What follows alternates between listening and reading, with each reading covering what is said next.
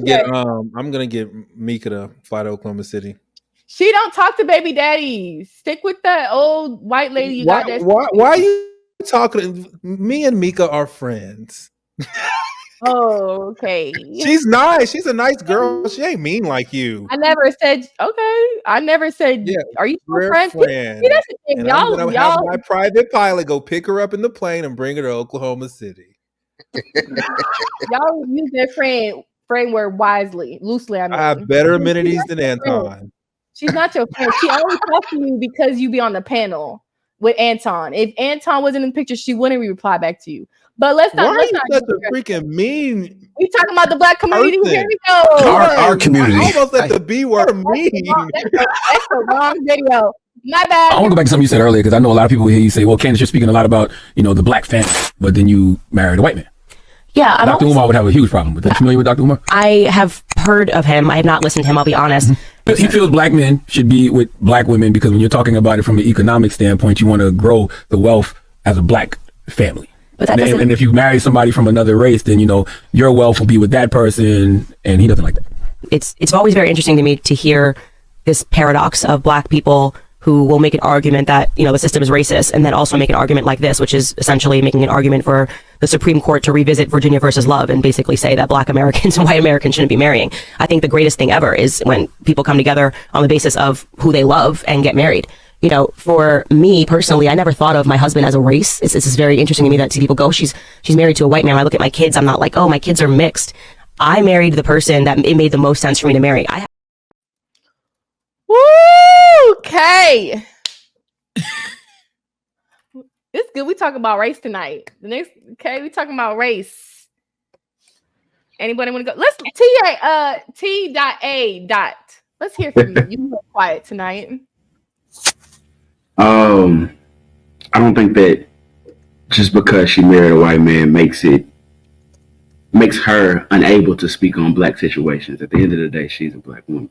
So she understands exactly what's going on in our community. So it doesn't necessarily say, oh, you can't speak on this because you married outside of your race. Now, if he was to speak, that's a different story. But I don't think that makes any sense for her to say that she can't speak on it. But see, wait. Check this out. You said if he was to speak, it's a different story. Why you say that? I think because of when Candace speaks, majority of the time she's speaking about the intricacies of the race, right? So of course he could see from outside looking in, but speaking on the intricacies of it, I don't think she'd be able to do that. He would be able to do it. But Q said that she would be interested, or that we need to, and Freezy said that we need to have more dialogue with people that have a difference of opinion with us that don't look like us. But this is my point though, is because we automatically disqualify people based off of the fact that we don't think that they should be able to, or that they can't speak on, or at the very least give an opinion about what it is that they feel about different issues that's not related to what it is that they look like. I think it depends. You automatically disqualify them though. I think it depends on the subject matter. Why does it? Start speaking? Because of the fact that some things, so say for instance, the things that we talk about as far as, I can't think of anything off the top of the head, but say for instance, if it was something that inside jokes or inside certain things from the internal perspective that black people can speak to another black person about, he wouldn't understand, so you can't speak to it. How do you know? What do you mean? Just say it, because he's not black, right? Yeah, for sure. He's not black. He can't speak to it because he hasn't had that experience. So say, for instance, Carrie, if he came to you and said something about an HBCU, yeah, you remember when you go to the yard and you do know that it's white people that go. No, my boy Chris Parker, he is a very white dude. He played on our football team. He's the head of his chapter in the alumni. He graduated Hampton takes HBCU does not mean you can't go there if you're not black. You get scholarships if you're white, actually. what and I'm sorry saying that came is, across like heated. I'm just no, clarity, point of clarity. I know a girl. She got her coming out of her. She got her No, nurse's degree from HBCU for what free. I'm because she was saying white. is that he didn't experience it. That's something that he can't speak to. But you It's like, say, for automatically instance, disqualify. But I would say the same thing. I said the same thing. Really, even when Q started talking about HBCUs, I stepped in. One sister went to Hampton, my other sister went to Duke. So when she tries to have perspective about Hampton, she can't. She went to Duke. Just like I can't have perspective about Duke, I went to Hampton. Now, if you ask me from the outside looking in, what's my opinion, then I think you should share it. And I think that's like the differentiator here. I don't think that her husband could give you his perspective of what a Black person's experience or view is, but he can certainly give his view from where he sits of a Black like a Black situation. I can't think of one either. So I think there's a bit of a difference. But that's the difference in the intricacies of that. I So agree say, for with instance, you. you I agree. experiencing that yourself and someone not experiencing that. You can't speak to that if you did experience it. Wait, so I can't talk about baby mamas because I'm not a baby mama. Correct. No, you would not be talking from the perspective of a baby mama. You could be talking as an observer of a baby. You know what I'm saying? But you can't talk as if you were a baby mama. That's dumb though, because I think it was a post I saw. Women with kids shouldn't talk about kids. That's basically what we're saying, which is dumb. I don't need to have a child to know that how kids are supposed to be raised. I have nieces. I've taught kids. And back to your point, TA. What if we talk about white people all the time? We're not white. We talk about white problems. We're not white. So to your standpoint, a white person can't talk about Black issues, but we talk about other races and other cultures. So why is it okay that we do it, but it's a problem if other races do it? I think it's a difference because of the fact of the experience. So say, for instance, from when you speak about Black people talking about white issues, I'm trying to figure out this. So you speak about white people speaking on Black issues. You say it again. I was just saying, I don't think there's much of a difference. We all comment on things that happen within our community and outside of the community. We see things that happen within the white community. I don't know, like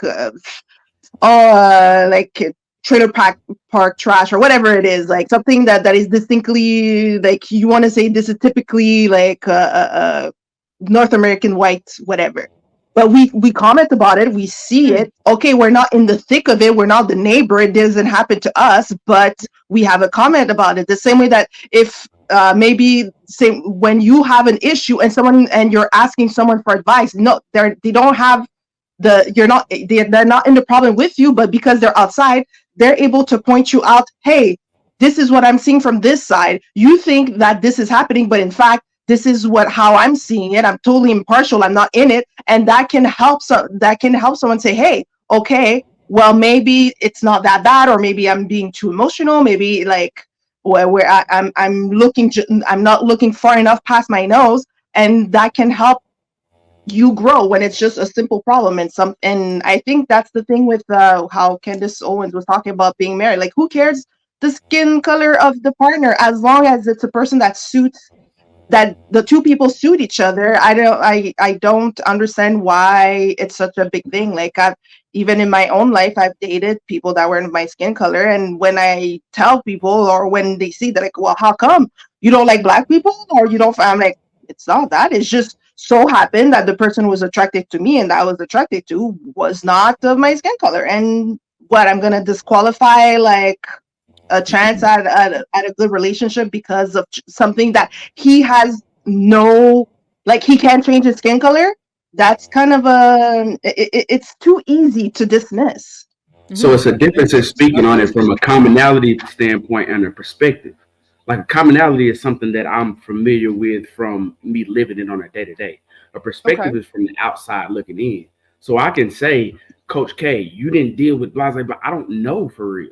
I'm just speaking on the outside looking in. But if you tell me your perspective of what you dealt with, then that changes the story. So as far as having a conversation about it, yes, it's fine to have a conversation. So what they're saying is you're throwing out preconceived notions out of ignorance without, you know what I'm saying, without even know what Coach K knows or any other white person. That's what I think. That's what they're saying. No. I'm not throwing out a preconceived notion. What I'm saying is a difference in a commonality in dealing with it on a day-to-day and a perspective of looking from the outside in.